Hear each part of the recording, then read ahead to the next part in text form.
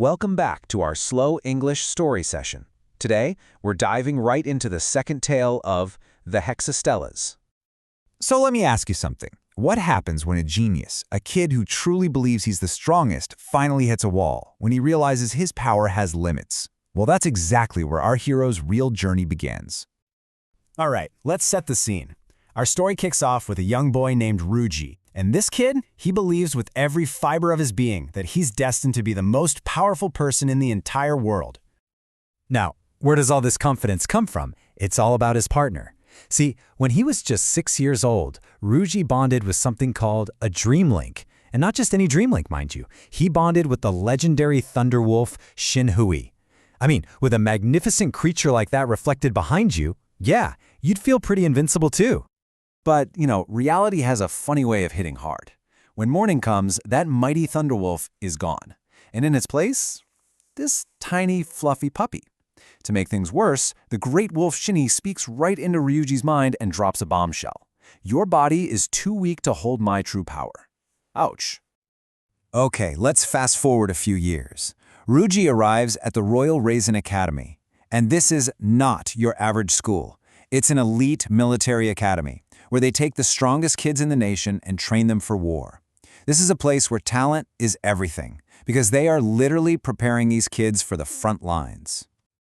So, on his very first day, Ryuji's confidence, or let's be honest, his arrogance, gets him into trouble immediately. He picks a fight with an older, much bigger student named Raigo, a classic school bully. But right as they're about to go at it, the whole atmosphere changes. The air gets heavy. This terrifying pressure just freezes everyone in their tracks. And then, a monstrous creature appears between them, a hellhound. It's the dream link of a high-ranking instructor, and yeah, it stops the fight without even moving a muscle. The instructor's words hit Ryuji way harder than any punch ever could. On the battlefield, you would have died 3 times already. And in that single moment, for the very first time, Ryuji understands that there are levels of power in this world he can't even begin to imagine.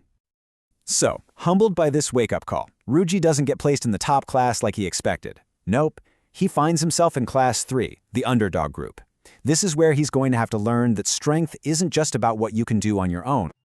And here, he meets his new teammates. First, there's Kenta, a nervous but really kind defender with his armadillo dream link. Then there's Misaki, the calm, tactical scout with her Swift-like partner. They couldn't be more different from Ryuji. And their first training exercise as a team, oh, it is a complete and total disaster. Their new instructor, Odo, and her giant white tiger take all 3 of them down with ease. Her lesson is brutally simple. If you fight alone, you will always, always fail. As a so-called punishment for their failure, Instructor Odo sends the team to a dark, creepy, abandoned facility. But this little punishment is about to become a very unexpected and very deadly test.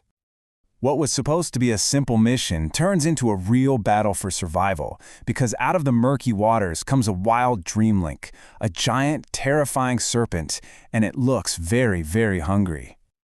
The serpent lunges, but it doesn't go for Ryuji. It goes for his teammate Kenta. And in that split second, something clicks. Ryuji forgets all about his pride, forgets about being the strongest. He just acts. Pure instinct. He shoves Kenta out of harm's way. And that one selfless act, protecting someone else, that was the key. It was the trigger that unlocked a small piece of Shin's true, immense power. For the very first time, Ryuji's body was actually strong enough to handle it. And for just a few incredible seconds, the legendary Thunderwolf is back in all his glory. In a massive flash of golden lightning, Shinny appears, striking the giant serpent with an attack so powerful it shakes the entire facility. But Ryuji's body is still just a kid's. It can't handle that much power for very long.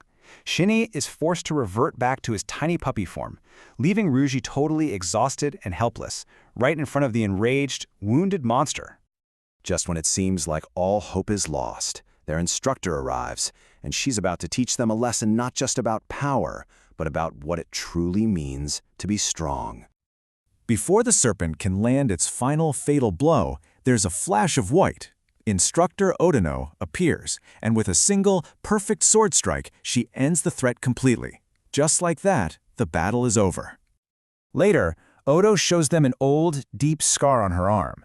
She tells them that real strength isn't about being undefeated or about never getting hurt. Real strength is about having the courage to protect others, even if it means getting a few scars of your own. And at that moment, looking at his own hands and then at his teammates, Ryuji finally gets it. His power isn't just for himself, it's for his team. This is the moment a genius dies and a true hero starts to be born. So what's next for our heroes? They survived their first real battle, they've learned a huge lesson, but trust me, their journey is far from over. Now that they have proven they can work together, Class 3 gets its first official mission as a real team. Their destination? A legendary and dangerous place known only as the Tower of Babel. This tower plunges deep, deep into the earth, and it's filled with strange monsters and powerful elemental energy. What kinds of mysteries and dangers are waiting for Ryuji and his new team in the depths? Well, we'll find out together next time.